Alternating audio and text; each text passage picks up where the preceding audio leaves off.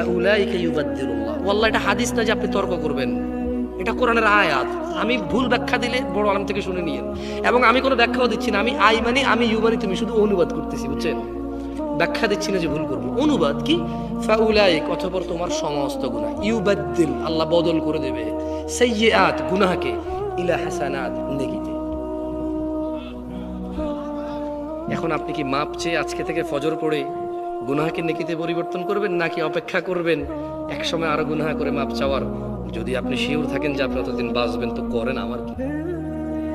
আমি তো জানি না আপনি কবে মরবেন, আমি এটাও জানি না যে আমি কবে মরব। আপনার যদি গ্যারান্টি থাকে বাঁচার, মাপ চেয়ে মরার, করেন। এই অফার কিয়ামত পর্যন্ত, এই অফার কতক্ষণ পর্যন্ত? তবে জেনে নাও দিনাজপুরবাসী হতভাগা তারা যারা জীবিত আছে অথচ আল্লাহর কাছে মাপ চেয়ে গুনাহকে নেকিতে পরিবর্তন না করে এমনিতেই মরে গেল হঠাৎ রাত দুপুরে, হঠাৎ মরে গেল দিন দুপুরে অথবা সকাল সন্ধ্যায়, হসপিটালে অ্যাক্সিডেন্টে, বসে শুয়ে ঘুমে, দীর্ঘদিন অসুস্থ হয়ে হঠাৎ মারা গেল।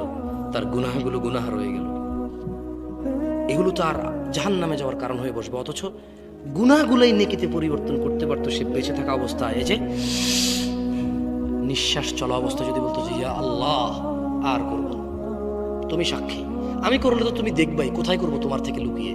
তুমি দেখো আর চুরি ডাকাতি জেনা ব্যভিচার নেশা মিথ্যা কথা কিচ্ছু বলবো না। তবে তুমি আমার আগের গুনাহকে যেমনটা তুমি কোরআনে ওয়াদা করেছো যে নেকিতে পরিবর্তন করবে, তুমি করো, আর তুমি দেখো আমি আর গুনাহ করব না। আকুলু কওলি হাযা ওয়াস্তাগফিরুল্লাহ লি ওয়া লিসাইরিল মুমিনিন ফাস্তাগফিরুহু ইন্নাহু আল গফুরুর রহিম। আমি আল্লাহর কাছে আমার জন্য এবং আপনাদের সবার জন্য ক্ষমা চাই। আল্লাহ আমাদের সবার সমস্ত গুনাহকে নেকিতে পরিবর্তন করে ক্ষমা করবেন। আমিন। আপনারা নিজেদের জন্য মাপ চান আল্লাহর কাছে, আমার জন্য মাপ চাইেন। সুবহানাকাল্লাহুম্মা ওয়া বিহামদিকা।